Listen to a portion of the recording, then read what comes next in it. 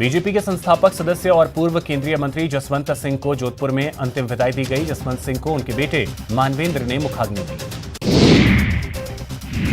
पूर्व केंद्रीय मंत्री जसवंत सिंह ने 82 साल की उम्र में आज दिल्ली के सेना अस्पताल में अंतिम सांस ली। वो पिछले 6 साल से कोमा में थे। जसवंत सिंह के निधन पर प्रधानमंत्री नरेंद्र मोदी ने दुख व्यक्त किया है। पीएम मोदी ने ट्वीट करते हुए लिखा कि जसवंत सिंह जी ने पूरी लगन के साथ हमारे देश की सेवा की, पहले एक सैनिक के रूप में और बाद में राजनीतिज्ञ के रूप में।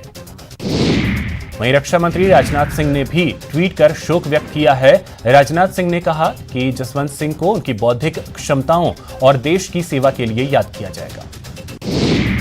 जसवंत सिंह के निधन पर मुख्यमंत्री अशोक गहलोत ने शोक जताया है। सीएम की ओर से श्रद्धांजलि अर्पित की गई। मुख्यमंत्री की ओर से राजस्थान फाउंडेशन के आयुक्त धीरज श्रीवास्तव ने पुष्प चक्र अर्पित किया।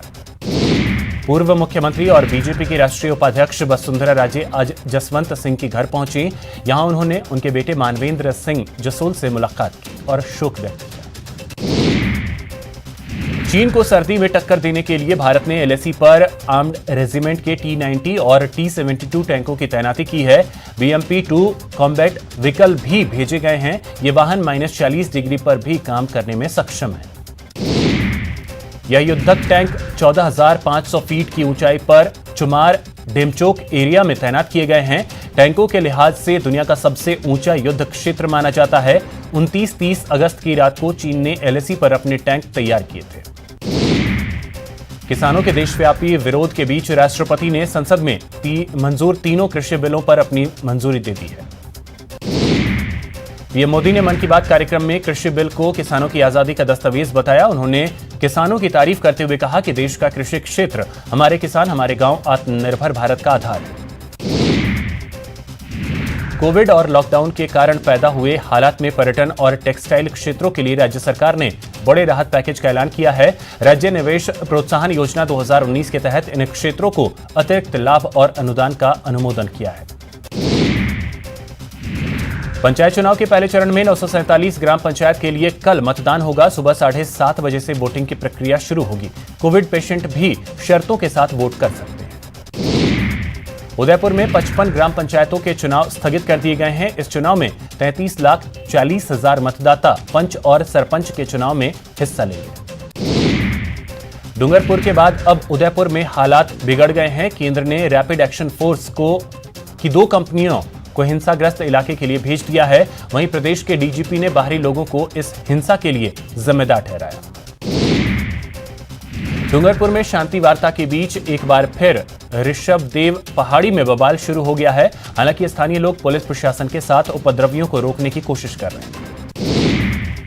उदयपुर में नेताओं ने पैदल मार्च किया, इलाके में शांति स्थापना की अपील की। इस सर्वदलीय मार्च में आदिवासी नेताओं के साथ पुलिस और प्रशासन के अधिकारी मौजूद रहे। जोधपुर में लड़की को भगा ले जाने के मामले में 2 गुट आपस में भिड़ गए। दोनों गुटों के बीच जमकर पत्थरबाजी हुई।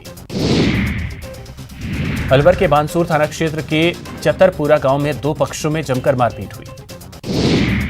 मरधुरा में आज कोरोना का रिकॉर्ड 2084 नए मामले सामने आए हैं। वहीं 15 लोगों की मौत हुई है।